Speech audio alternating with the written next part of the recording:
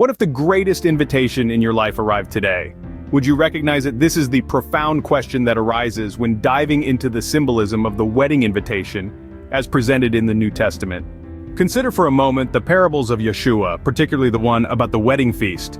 A king invites guests to the wedding of his son, yet many dismiss the invite, preoccupied with their daily lives. Let's look at Luke 14:16-24. A certain man was preparing a great banquet and invited many guests. At the time of the banquet he sent his servant to tell those who had been invited, "Come, for everything is now ready." But they all alike began to make excuses. The first said, "I have just bought a field and I must go and see it. Please excuse me." Another said, "I have just bought 5 yokes of oxen and I'm on my way to try them out. Please excuse me." Still another said, "I just got married, so I can't come." The servant came back and reported this to his master. Then the owner of the house became angry and ordered his servant, "Go out quickly into the streets and alleys of the town and bring in the poor, the crippled, the blind and the lame." "Sir," the servant said, "what you ordered has been done, but there's still room." Then the master told his servant, "Go out to the roads and country lanes and compel them to come in so that my house will be full. I tell you, not one of those who were invited will get a taste of my banquet." This, in essence, is the invitation extended to humanity for the second coming of Yashua. The wedding invitation is an emblematic image that holds a deeper meaning. It's not just an invitation to an event, but an invitation to salvation and eternal life. It's an opportunity to partake in the divine union between Yashua and his church, a bond that is often likened to that of a bridegroom and his bride. And yet, as the parable illustrates, many decline the invitation.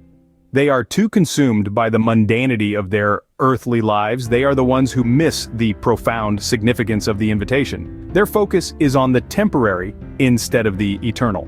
But the invitation is not indefinite.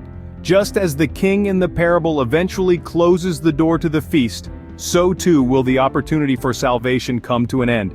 This is an urgent call, a clarion warning to those who have yet to accept the invitation. As we journey through the New Testament, we see this theme recur.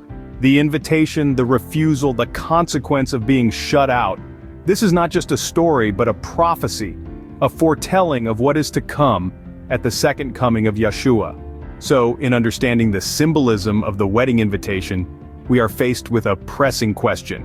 What will we do when the invitation arrives? Will we recognize it for what it is, or will we be among those who dismiss it, only to realize too late what we have lost?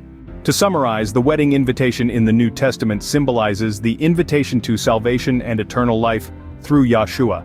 It serves as a warning to those who may be too preoccupied with worldly matters to recognize the significance of this divine call.